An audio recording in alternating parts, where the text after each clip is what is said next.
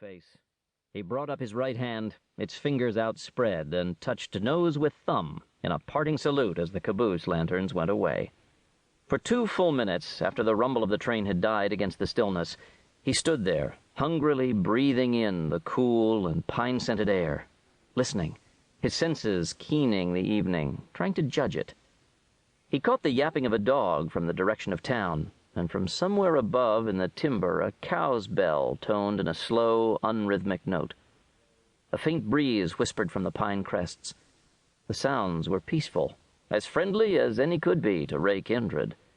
And finally, as he walked on along the corrals in the direction of town, his wary instincts had passed a momentary affirmative judgment. He found a windmill and log trough at the townward end of the pens, and there he drank his fill from the trickling feed pipe. Afterward, he sloshed water on his face and scrubbed away the grime. The feel of beard stubble along his hollow cheeks made him frown, for he was a vain man, and, thus reminded that he'd left all his possibles in the pouches of the saddle he'd hidden there in the canyon thicket this morning, he was feeling a strong disgust. It had been a close thing, his jumping the freight, and in his hurry he'd thought only of the bundle of banknotes bulging the inside pocket of his coat. Looking back on that crowded half-minute, he knew he could easily have taken a few more seconds to get the razor and some other things.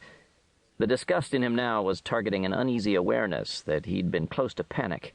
And panic was a thing he couldn't abide, something he considered as deadly as a bullet to any man who lived so constantly with danger as he had these past years.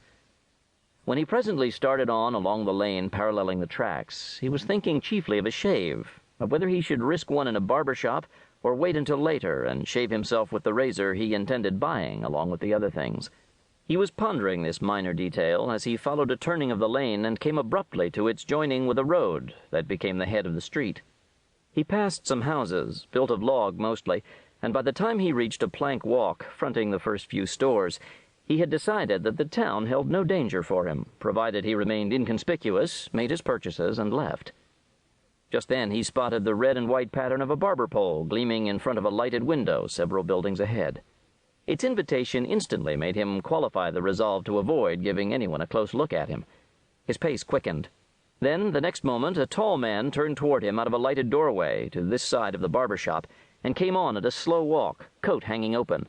And just as the man was striding beyond the window's glow, a dull gleam of light was reflected from metal along his shirt front.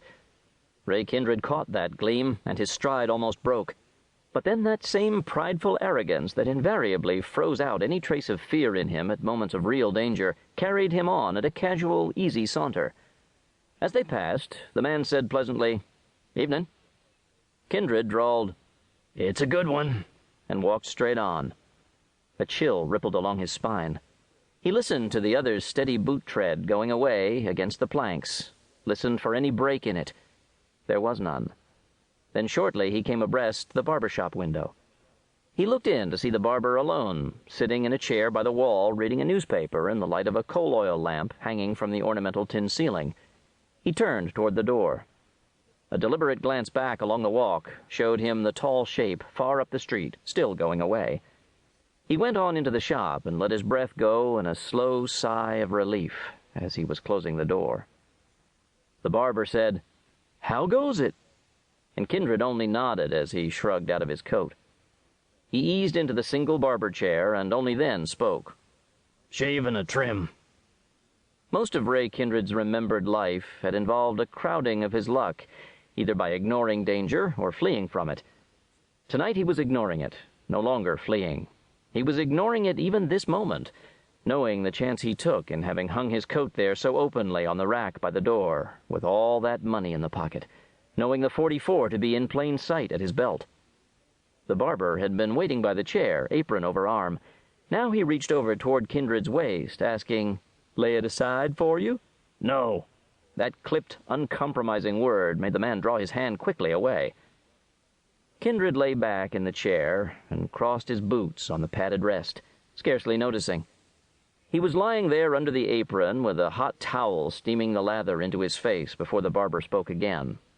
"Rest of the boys come down with you to see the fun?" "What boys?" "From up the Buckhorn, from Miller's." The man waited for a reply. When it didn't come, he went on.